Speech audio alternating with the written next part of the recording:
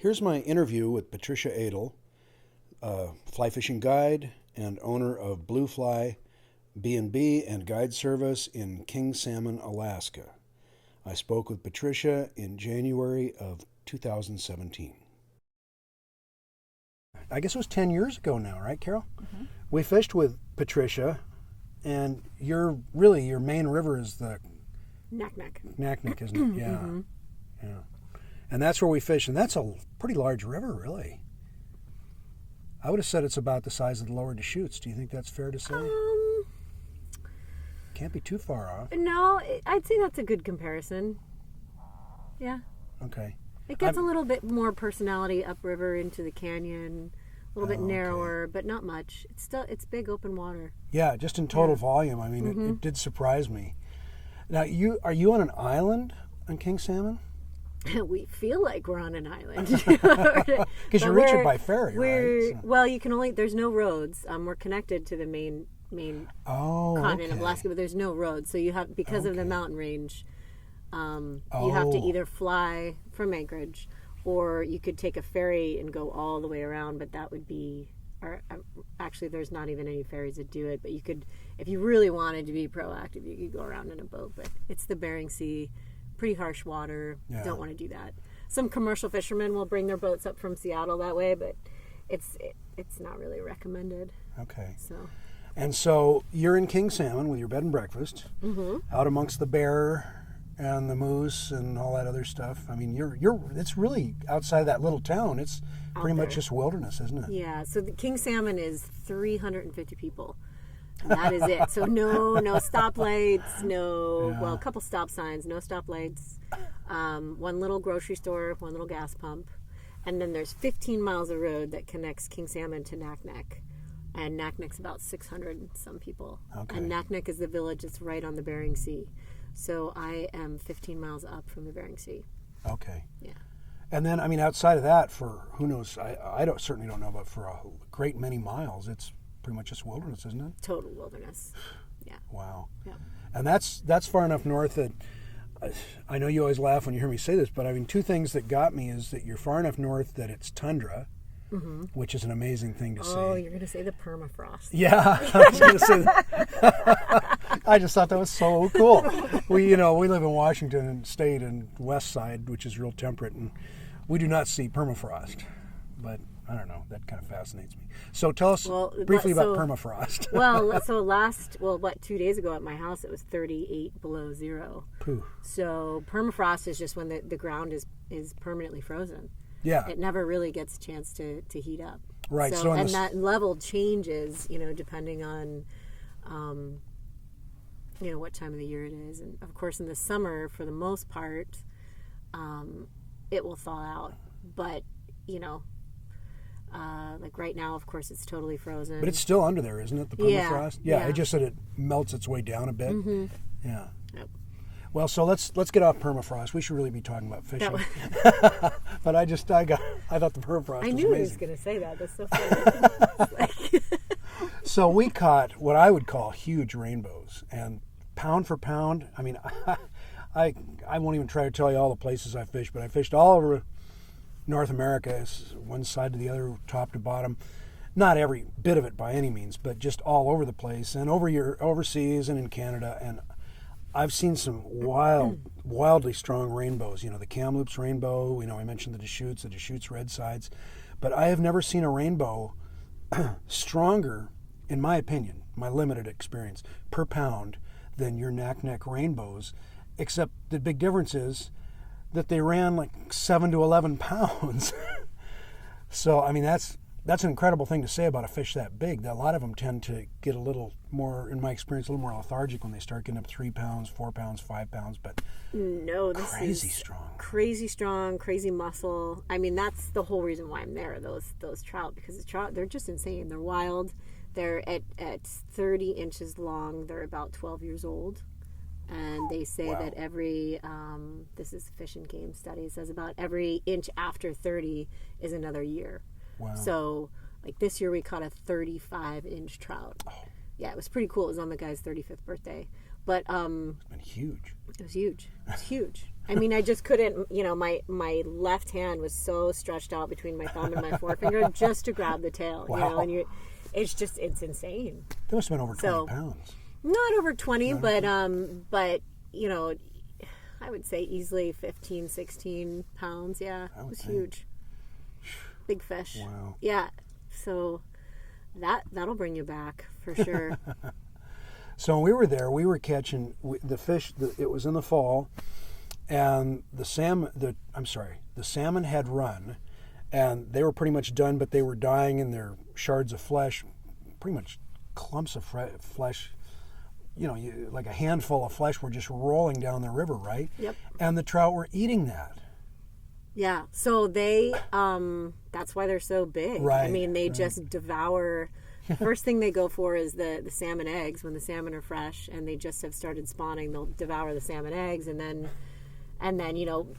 the course changes as the fish ages, and then they die and they start decomposing, and then the trout will start eating huge chunks of salmon flesh coming down. And the idea is that the feeding window is small, so when the salmon die and then when they flush out of the river, like probably mid-October, you really don't see any flesh in the river anymore. It's all flushed out to the ocean. Wow. That last month, from like mid-September to mid-October, they're just devouring the remaining flesh pieces that are coming down the river, because they know that after that it's going to be a pretty long winter up in the lake. So do they almost, at that point, I would think they're kind of probably pretty aggressive about almost fighting over that stuff, aren't they? They're aggressive, less period. Yeah, and of course there's a lot of, in addition to the big fish, there's a lot of smaller trout, lots of smolts, sculpins. There's a lot of other things, leeches, eels type. They're all feeding on the flesh and the eggs too. Oh. So there is a little bit. I mean, once the flesh leaves, there's still a menu for these fish to feed on in the lake, but it's not the like protein packed punch that they get in the summer and fall. So the leeches and the sculpin and all these other things are feeding on either the eggs probably in the spring or early summer, I assume, and then on the flesh in the fall. But then they're also feeding the trout are also feeding on those creatures, aren't they? The leeches and the sculpins and things. Yep. So the salmon run is basically like dumping a gigantic amount of fertilizer in the whole ecosystem. Yeah. And it just pumps everything up from, the little guys to the big guys. It gives them all a big protein punch. Wow.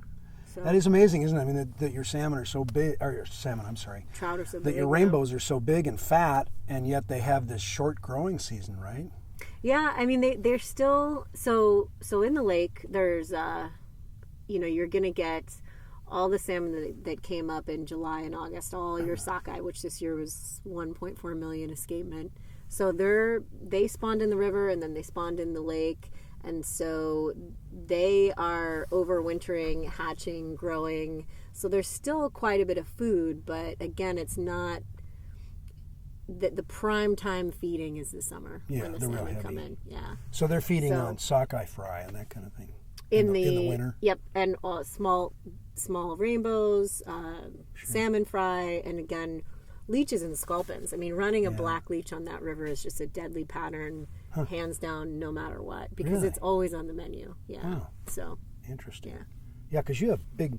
I guess are those what are the real big leeches? Because you showed me a fly. I've simmered down a little bit. I don't do like 5 articulations anymore. I was getting a little carried away, but they're but articulated leeches, just the segmented leeches, because it gives them a lot of movement when they get in current. Sure. A lot of undulations and stuff like that. And I tie them out of bunny fur and all sorts of stuff, so that when the current hits, the feathers and the fur pulsate, and it just looks enticing. And if the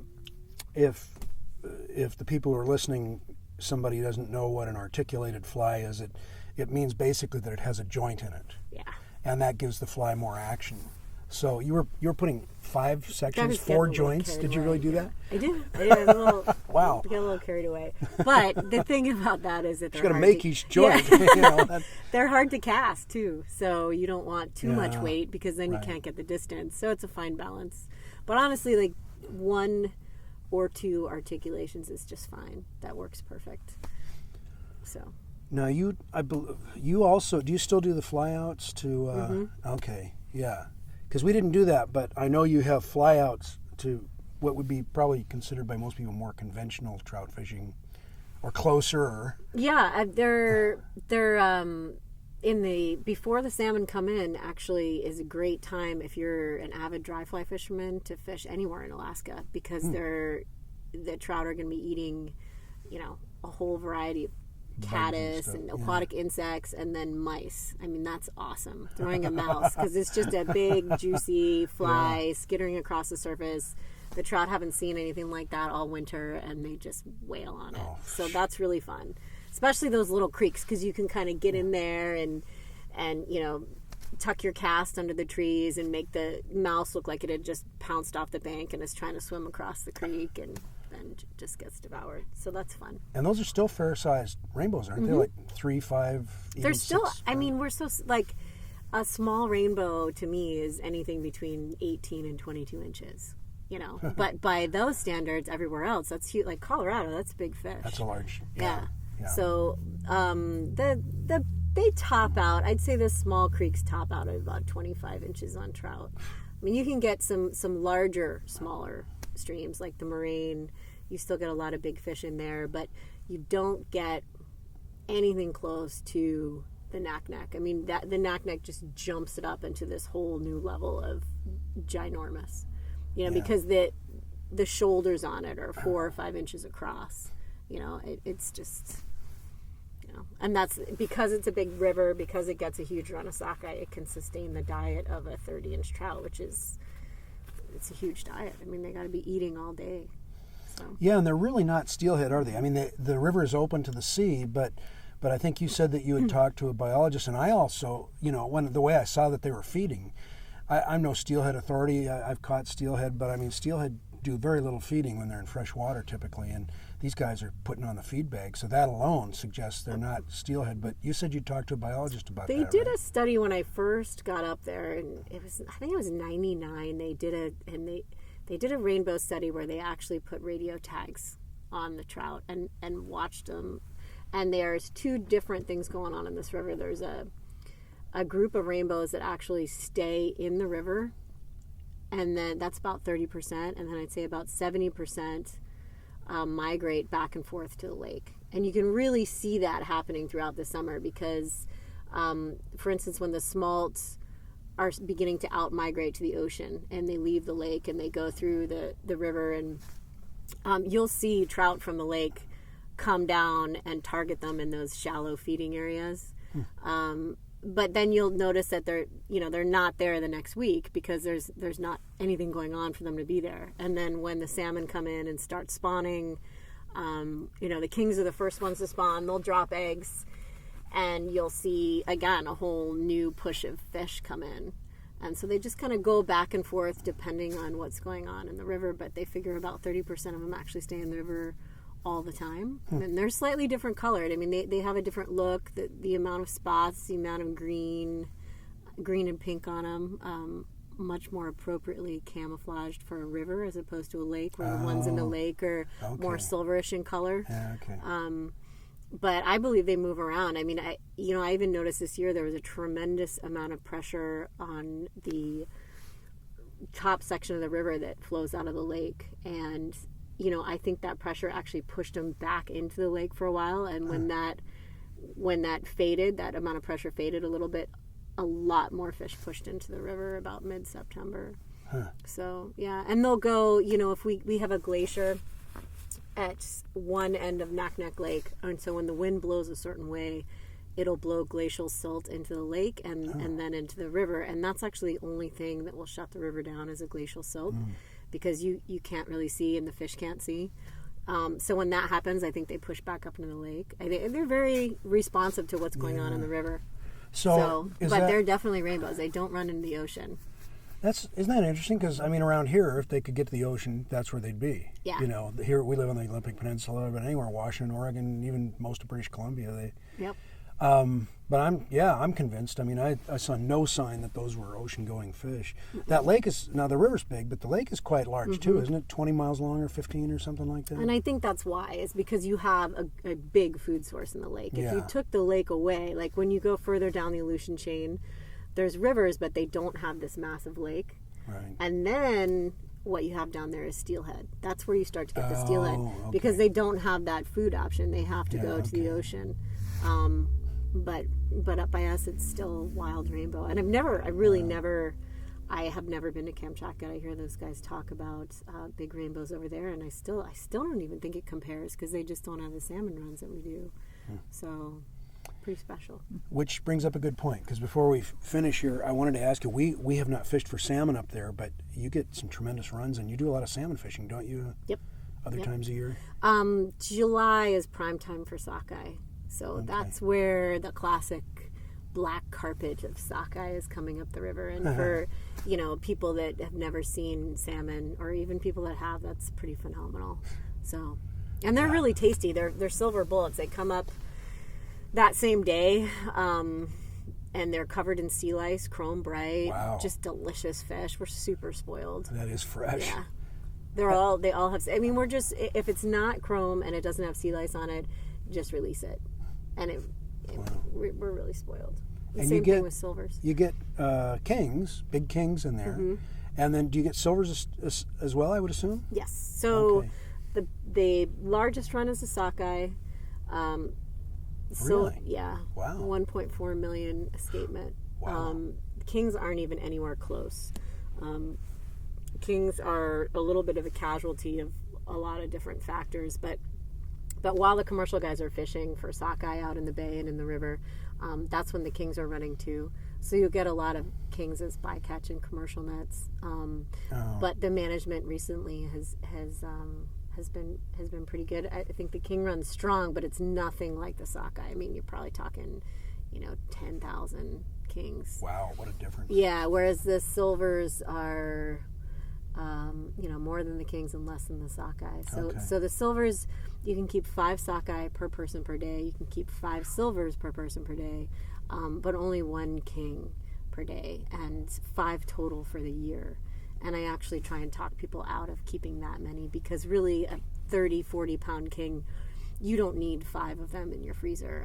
Most people, I think that will be freezer burn and wasteful. And it really is. Yeah. I mean, to release, and we try not to keep hens.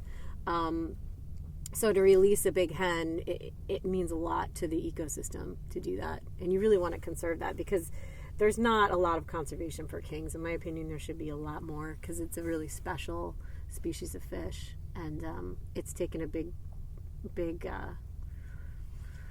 hurt, I guess, on Alaska fishing, is there's not a lot of good kings anymore. So that's pretty special. So we've got it all. We've got kings, we've got sockeye, we've got silvers, and then of course, because we have all these salmon, we have these gigantic trout. Yeah.